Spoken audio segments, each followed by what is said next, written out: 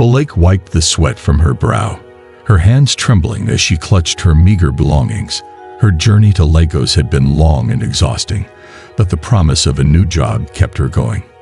Mrs. Adunni, a wealthy businesswoman, had hired her as a househelp. Folktale hoped this would be the fresh start she desperately needed. Mrs. Adunni's mansion stood grand and imposing, a testament to her wealth and status. Folktale's heart raced as she walked through the gate, feeling both awe and trepidation. The lush gardens and luxurious cars parked in the driveway were far removed from the humble village life she had left behind. "Come in," Mrs. Adunni called from the front door, her voice carrying an air of authority. She was a tall, elegant woman with an air of sophistication that Folktale found intimidating. "Good afternoon, Ma," Folktale greeted, bowing her head in respect. Mrs. Adunni barely acknowledged her. "You'll start work immediately. Clean the living room, then come to the kitchen. I'll show you what else needs to be done." Folktale nodded and set to work. The living room was spacious and filled with expensive furniture and decorations. She dusted and polished, making sure everything was spotless. As she worked, she couldn't shake the feeling that something was off. Mrs. Adunni's cold demeanor made her uneasy. In the kitchen, Mrs. Adunni gave her a list of chores. "You'll cook, clean, and take care of my daughter, Amara. She's 10 years old. Make sure she's fed and ready for school every morning." Folktale nodded again, silently promising herself that she would do her best to please her employer. She needed this job, and she couldn't afford to make any mistakes. As the days passed, Folktale settled into her new routine. She worked tirelessly from dawn till dusk, scrubbing floors, washing clothes, and preparing meals. Amara, the young girl she was tasked with caring for, was a bright and curious child. Despite her mother's sternness, Amara had a warm heart and quickly grew attached to Folktale. One evening, as Folktale tucked Amara into bed, the little girl looked up at her with wide eyes. "Folktale, do you have any family?" Folktale hesitated, the painful memories of her past surfacing. "I had a family once," she said softly, "but I lost them a long time ago." Amara's eyes filled with sympathy. "I'm sorry, you can be part of our family now." Folktale smiled, touched by the child's kindness. "Thank you, Amara. That means a lot to me." But despite Amara's affection, Mrs. Adunni's treatment of Folktale remained harsh. She constantly criticized her work and rarely showed any gratitude. Folktale endured the verbal abuse silently, knowing that she had no other options. One day, while cleaning Mrs. Adunni's bedroom, Folktale stumbled upon a dusty old box hidden at the back of a closet. Curiosity got the better of her, and she opened it. Inside were faded photographs, letters, and a worn baby blanket. Folktale's heart skipped a beat as she realized these were mementos from Mrs. Adunni's past. Among the photographs, one caught her eye. It was a picture of a younger Mrs. Adunni holding a baby girl. The resemblance to Amara was unmistakable. Folktale's mind raced with questions. Why had Mrs. Adunni hidden these memories away? And who was the baby in the photograph? She quickly put the box back in its place, her mind buzzing with intrigue. She couldn't shake the feeling that there was a deeper story behind Mrs. Adunni's stern exterior. As the days turned into weeks, Folktale's curiosity grew. She discreetly observed Mrs. Adunni, trying to piece together the fragments of her past.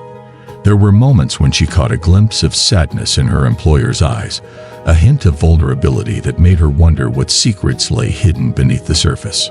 One evening, as Folktale was preparing dinner, Mrs. Adunni received a phone call. Folktale couldn't help but overhear snippets of the conversation. "Yes, I understand. No, I don't want to talk about it.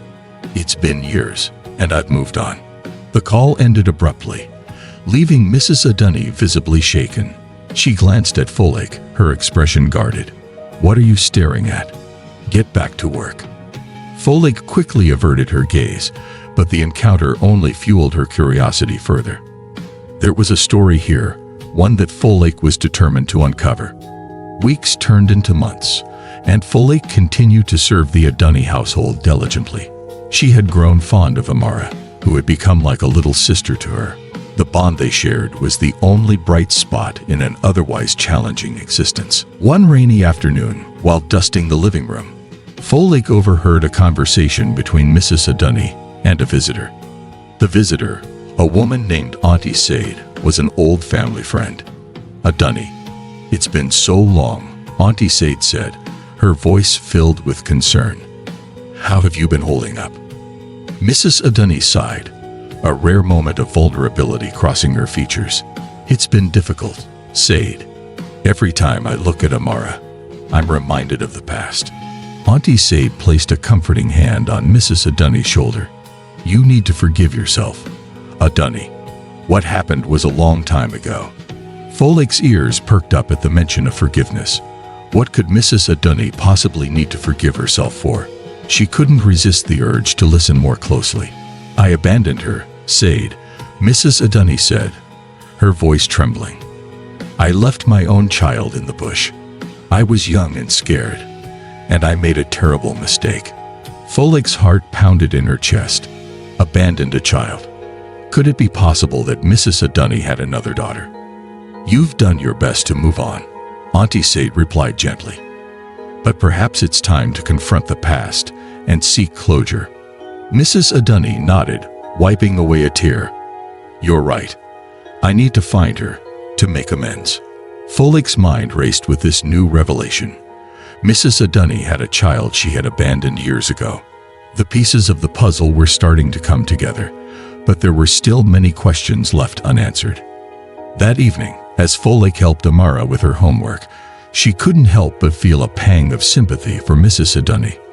Despite her harsh exterior, she was clearly carrying a heavy burden of guilt and regret. "Folktales, can we play a game after this?" Amara asked, her eyes lighting up with excitement.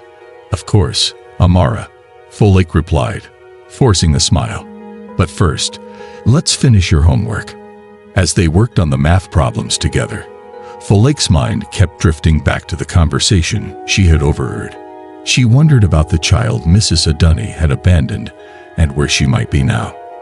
The next morning, while Mrs. Adani was out running errands, Folktales decided to take a closer look at the old box she had found in the closet.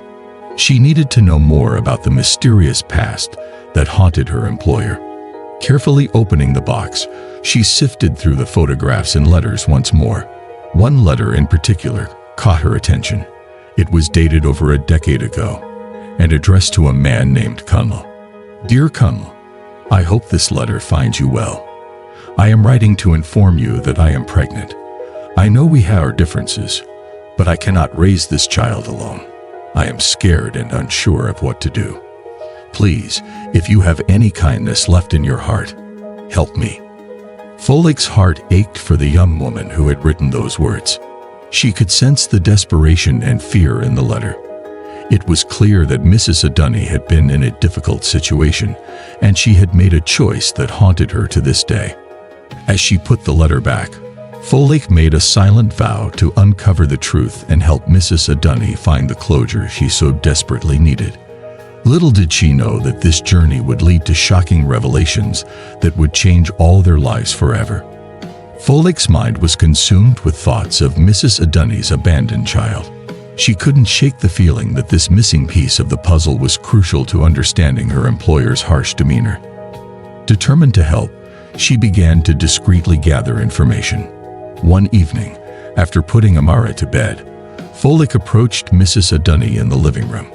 She took a deep breath, mustering the courage to speak. "Ma, may I ask you something?" Folktales began, her voice trembling slightly. Mrs. Adani looked up from her book, her expression wary. "What is it, Folktales?" "I overheard a conversation you had with Auntie Sade," Folktales admitted, her heart pounding. About the child you abandoned." Mrs. Adani's eyes widened in shock and anger. "You were eavesdropping on my private conversation." "I didn't mean to, nah," Folktales said quickly. "But I want to help.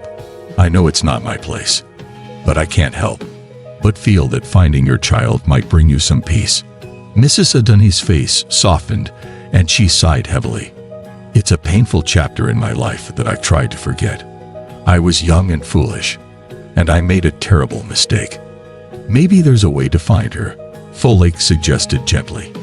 "If you have any information, I can help you search." Mrs. Adunni's eyes were filled with tears as she nodded slowly. "All right, Folake, I'll tell you what I know." She handed Folake a worn notebook. "This was my journal from that time. It might contain clues about where I left my daughter." Folake took the notebook with trembling hands, her heart racing with anticipation. She knew this was a significant step in uncovering the truth. As she pored over the pages, Folake discovered a few entries that mentioned a remote village in the bush where Mrs. Adunni had gone to hide during her pregnancy. There were references to a man named Cunnel who had been a part of her life at that time. With this new information, Folake made a plan. She would travel to the village mentioned in the journal and see if she could uncover any leads about Mrs. Adunni's abandoned child. The next day, Folake packed a small bag with essentials and set out on her journey. The village was several hours away from Lagos, and the trip would be arduous. But Folake was determined to find answers. As she arrived at the village, she was struck by its simplicity. The homes were modest, and the people seemed friendly but wary of outsiders. Folake approached a group of villagers and introduced herself. "I'm looking for information about a woman who might have lived here years ago," Folake said. "Her name is Adunni." The villagers exchanged curious glances. "Adunni, that name sounds familiar. There was a woman who came here long ago, but she left in a hurry." Folake's heart raced with hope. "Do you remember anything else? Anything about the child she left behind?" One elderly woman spoke up. "I remember she left a baby with us. The child was very young, and we took care of her for a while. But then she was adopted by a family from another village." Folake's heart skipped a beat. "Do you know where I can find this family?" The elderly woman nodded slowly. "They live in a village called Ejibu. It's not far from here. If you go there, they might be able to help you." Grateful for the lead, Folake thanked the villagers and set off for Ijibu. As she traveled, her mind was filled with thoughts of the child who had been abandoned so many years ago. She hoped that she would be able to find her and bring some resolution to Mrs. Adunni's painful past. Folake arrived in Ijibu as the sun was setting. The village was peaceful, with a serene atmosphere that contrasted sharply with the bustling city of Lagos. She approached the local chief, hoping to get information about the family who had adopted the abandoned child. "Good evening, Chief," Folake greeted respectfully. "I'm looking for a family that might have adopted a baby girl years ago. Her biological mother's name is Adunni." The chief's eyes narrowed in thought. "I recall a family that took in a child many years ago. They lived on the outskirts of the village. I can take you to them." Grateful for the assistance, Folake followed the chief to a modest home on the edge of the village. The family, Mr. and Mrs. Akinyemi, welcomed her warmly. "Please come in," Mrs. Akinyemi said. "What brings you here?" Folake explained her quest and mentioned the name Adunni. The Akinyemis exchanged worried glances, and Mr. Akinyemi spoke up. "Yes, we did adopt a child many years ago. Her name was Amara, but we haven't heard from her biological mother since then." Folake's heart raced. "Is there any way I can contact Amara or find out more about her?" Mrs. Akinyemi nodded. "Amara is now grown up and lives in Lagos. She's working for a prominent businesswoman named Adunni." Folake's mind whirled with this revelation. Could it be that Amara, the child Mrs. Adunni had abandoned, was now living under the same roof as her mother? This twist of fate was both shocking and intriguing. "Do you have her contact information?" Folake asked eagerly. Mrs. Akinyemi hesitated, then handed Folake a small piece of paper with Amara's address and phone number. "I hope this helps you in your search." Folake's hand shook as she held the piece of paper with Amara's contact information. The realization that she might be on the brink of reuniting mother and daughter filled her with a mix of excitement and apprehension. The following morning, Folktale traveled back to Lagos, her thoughts consumed with the possibilities that lay ahead. Upon arriving, she made her way to the address listed on the paper. It was a well-maintained apartment building in a middle-class neighborhood, a stark contrast to the opulent mansion she was used to. She took a deep breath and rang the doorbell of Amara's apartment. A moment later, a young woman with warm, brown eyes and a friendly smile answered the door. "Hello, can I help you?" Amara asked. Folktale's heart pounded as she introduced herself. "Hi, my name is Folktale. I'm here to talk to you about your past. It's about your biological mother, Adunni." Amara's expression shifted from curiosity to confusion. "My mother? What do you know about her?" Folktale explained her journey, recounting the details of the abandoned baby and the connection she had uncovered. Amara listened intently, her eyes widening with each revelation. "I don't know what to say," Amara finally said, her voice trembling. "I've always wondered about my origins, but I never thought I'd find out like this." Folktale nodded sympathetically. "I understand. If you're open to it, I think it would be important for you to talk to your mother. She's been carrying this burden for many years." Amara took a deep breath, her emotions evident. "I think I need to meet her. I need to hear it from her directly." Folktale arranged for Amara and Mrs. Adunni to meet at a nearby park, a neutral ground where they could talk privately. The meeting was set for the following afternoon. The next day, Folktale arrived at the park early, feeling a sense of nervous anticipation. She had arranged for Mrs. Adunni and Amara to meet in a quiet, shaded area, away from prying eyes. As the appointed time drew near, Folktale saw Mrs. Adunni approaching, her face a mask of apprehension. Soon after, Amara arrived, her expression a mixture of hope and uncertainty. "Thank you for coming," Folktale said, trying to offer reassurance to both women. Mrs. Adunni's eyes met Amara's, and the tension in the air was palpable. "Amara," Mrs. Adunni began, her voice choked with emotion. I am so sorry for what I did. I made a terrible mistake, and I've regretted it every day since." Amara stared at her mother, tears streaming down her face. "Why did you leave me? Why did you abandon me?" Mrs. Adunni struggled to find the right words. "I was young and scared. I thought I could provide a better life for you if I gave you up. I was wrong, and I've been living with that guilt for years." Amara's voice trembled as she spoke. "I grew up wondering about my parents, feeling like something was missing. It hurt not knowing where I came from." Mrs. Adunni reached out tentatively, her hands shaking. "I can't undo the past, but I want to make things right. I want to be a part of your life, if you'll let me." Amara hesitated, then slowly nodded. "I'd like that. It's going to take time, but I want to get to know you." The two women embraced, their tears mingling as they began to bridge the gap that had separated them for so many years. Folktale watched with a sense of fulfillment, knowing that she had played a role in bringing them together. In the weeks following their reunion, Amara and Mrs. Adunni worked to rebuild their relationship. There were moments of awkwardness and pain, but also moments of joy and understanding. Folktale continued to support them, offering encouragement and guidance as they navigated their new reality. Mrs. Adunni's demeanor began to change. The once stern and distant woman now showed warmth and compassion, especially towards Amara. She made an effort to be more involved in her daughter's life, attending school events and spending quality time with her. Amara, too, began to open up, sharing her experiences and emotions with her mother. Their bond grew stronger as they learned to communicate and support each other. One evening, as they sat together in the living room, Mrs. Adunni turned to Folktale. "I don't know how to thank you for everything you've done. Without you, I wouldn't have found Amara or had the chance to make amends." Folktale smiled, feeling a deep sense of satisfaction. "I'm just glad I could help. Seeing you and Amara together makes everything worth it." As the days turned into months, the Adunni household transformed. The once cold and distant atmosphere warmed with the presence of love and understanding.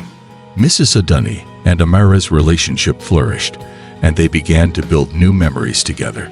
Folake's role in their lives became more than that of a house help. She became a cherished friend and confidant. The bond she shared with Amara and Mrs. Adunni was a testament to the power of forgiveness and the importance of family.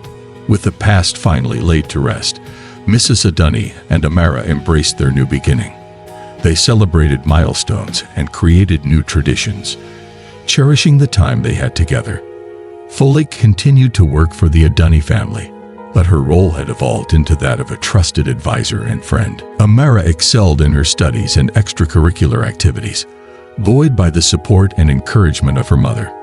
Mrs. Adunni, in turn, found renewed purpose in being an active and loving parent.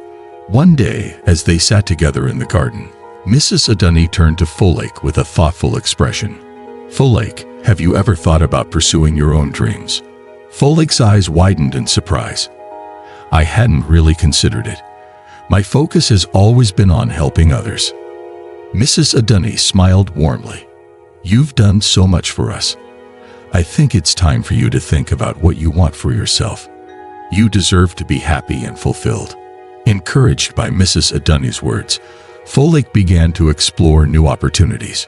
She enrolled in a local course to develop her skills and started working towards her own aspirations. As the months passed, Folake's journey took her to new heights. She found a renewed sense of purpose and fulfillment, driven by the support of her friends and the lessons she had learned along the way.